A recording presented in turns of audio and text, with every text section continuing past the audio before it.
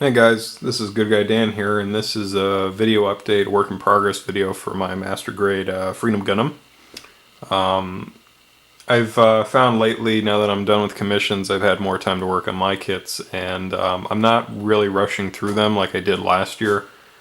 I found that I'm spending more time trying to modify and just basically change the kits that Bandai has to maybe fit a more idealized image that I have of them. So for example, with the Freedom here, I've gone in and done some panel lining work. I adjusted the proportions a tiny bit and kind of removed some details I didn't really care for. So I'm going to show you some update progress photos, or it's not photos, I'm going to show you some video of this kit. Since the last video, I've basically finished the kit as far as I'm concerned. I'm just going to kind of let it ride. I'm going to paint it and see how it looks. I realize that some of the modifications on this are pretty rough, and I'll talk about it as I get into the kit. So right off the bat, I'll tell you, I didn't modify the wings at all. I've left them pretty much stock. A lot of the modifications performed on this kit were to eliminate seam lines. This is I wouldn't say it's an older model, but you know, it's definitely before Bandai really started paying attention to their seam lines in their master grade kits. So for example, I'm going to pull this wing off right now.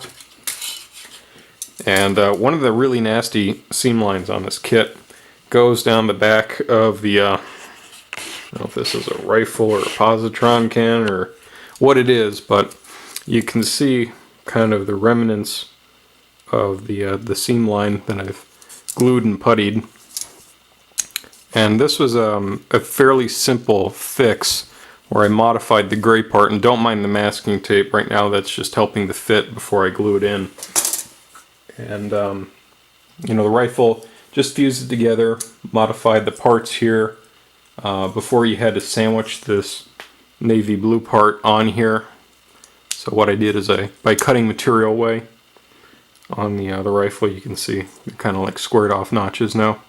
I can just sort of slide this on top, and it's secure enough that I wouldn't have to glue it if I didn't want to, but I'll probably wind up gluing it once I'm done. So this is actually a fairly straightforward fix to the cannon up here.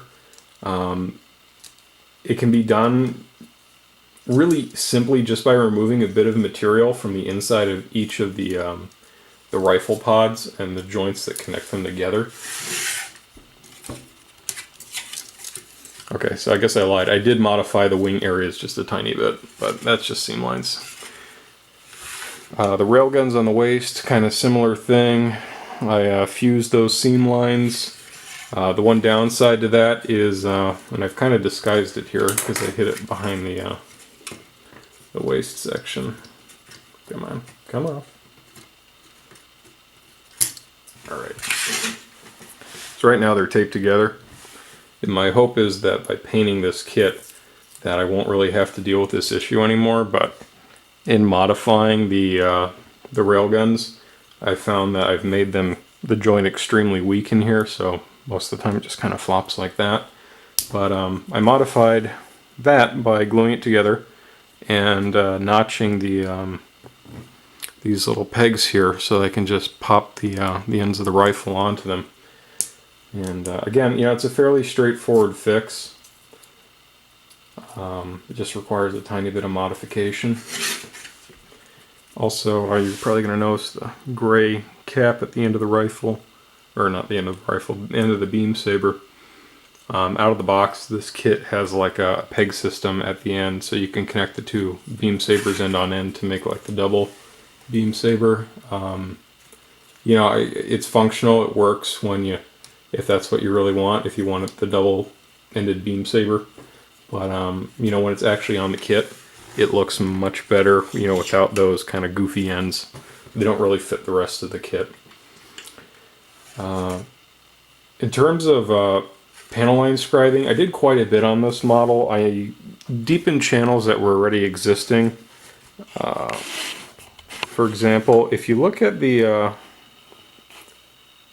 arm here, these two lines were existing, but they're very shallow, so I just went in there with the panel line scriber and deepened them a little bit. I added panel line scribing on the upper arm here, and as well as the shoulder area. And right now these are just darkened with a little bit of ink, but the line goes along the perimeter of the shoulder, up, over, and then returns down on the back and goes around. And I did the same thing on the other side. I also did, there's a little divot here that you can't see very well unless the light hits it. You know, just for some added detail, I may put a peg in there or something, minus mold or some other detail when the kit is closer to being done. You're going to notice that I removed both Gatling cannons from the chest here. They're filled with putty, and I've added some primer just to fill in the little tiny gaps of the putty where it wasn't filling in. Fairly straightforward fix. I think it just makes the kit look a little more streamlined. I also squared off the cockpit section here. I took that inspiration mostly from the PG Strike Freedom. I just kind of like the way it looks better than leaving it rounded off. I've done a little bit of plot plate work, added little nibs there, a little one on the hand. You know, kind of like a knuckle, I guess. It's going to be interesting to see how that looks after a coat of primer. See if I have to modify it at all. Going a little bit further down on the kit, I did some panel line scribing in the crotch area. I originally puttied inside of the front skirts, but didn't like the way it looked, so I took it out. The shield, I added some lines. The lines on the shield were kind of taken from inspiration from the real grade Freedom, so I added total 8 lines on the side of it. Let's see. Oh, yes. Scoot the camera down. We're going to look at the legs next. The legs are probably where I put in most of the work. I found myself removing a lot of material, rescribing some stuff. I used some builder's parts. Kind of went all out in the legs. I'm actually pretty proud of the way they turned out. I found some of the other modifications were hit or miss, but I really like what I did here.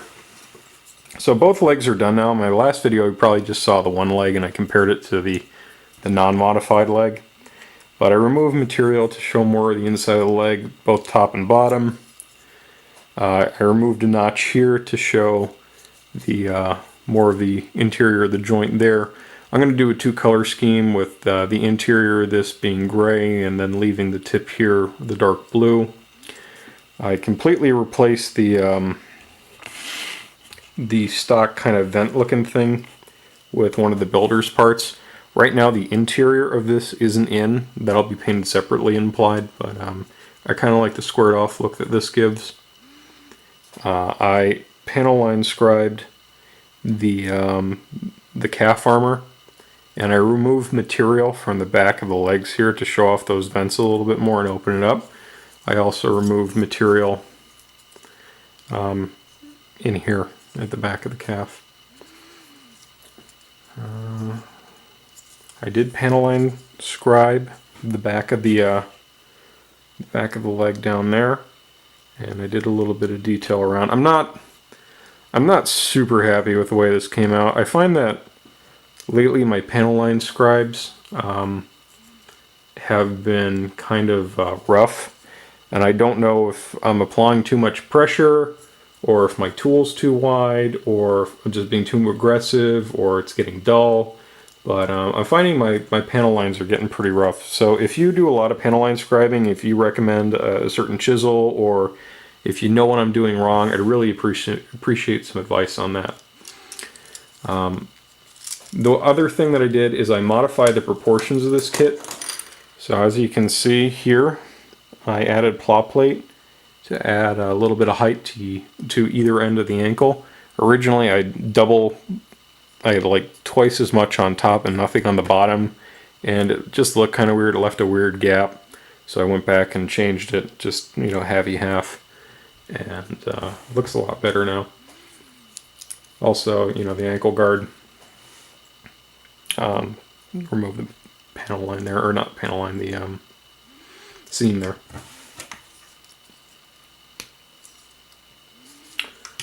Let's see, the only other modification I don't think I've talked about is the head. Oh, jeez. That thing was on there good.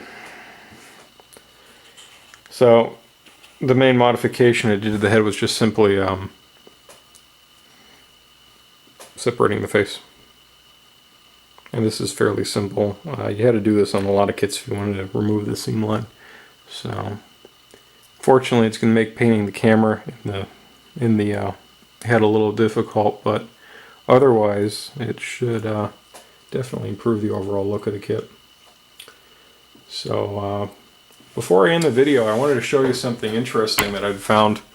I find that I typically purchase decals for kits way in advance of the kits themselves, and if it's an older kit, I typically find myself to be out of luck, or, you know, in this case, oddly enough, I happen to find Gundam decal number 3, which is the original decal set for this kit that was released circa 2005.